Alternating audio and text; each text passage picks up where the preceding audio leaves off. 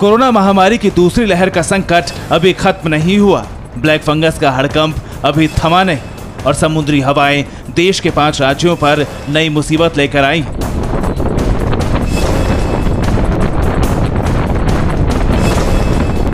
एक 175 किलोमीटर प्रति घंटा की रफ्तार के साथ बहुत ही शक्तिशाली चक्रवात अरब सागर के रास्ते तट से टकराने जा रहा है।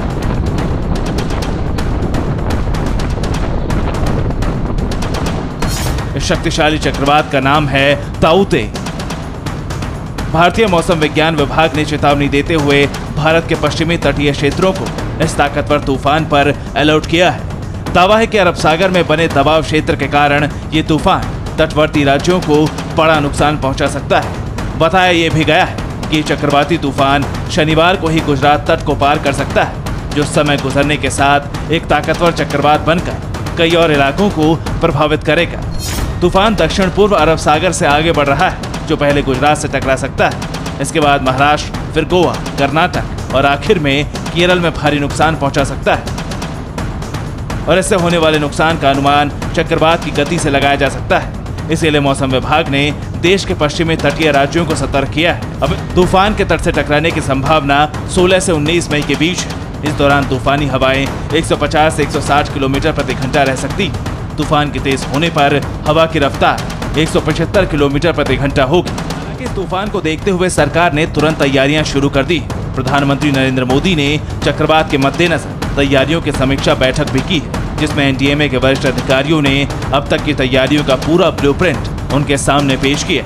वहीं तटीय क्षेत्रों की तरफ तुरंत एनडीआरएफ की टीमों को राहत के लिए रवाना कर दिया गया। हालात पर काबू पाने के लिए भारतीय वायुसेना की भी मदद दी जाएगी। अब ताऊते तूफान का असर मुंबई के समुद्री तट पर देखने को मिलेगा। वहीं बीएमसी भी अलर्ट पर है। फायर ब्रिगेड के गोताखोरों को समंदर के किनारे तैनात किया गया है। एनडीआरएफ की टीम भी मुंबई में किसी भी अनहोनी की रोकथाम के लिए फील्ड पर उतर चुकी है। इसके अलावा इमरजेंसी के लिए स्पीड बोट भी तट पर तैनात कर दी गई।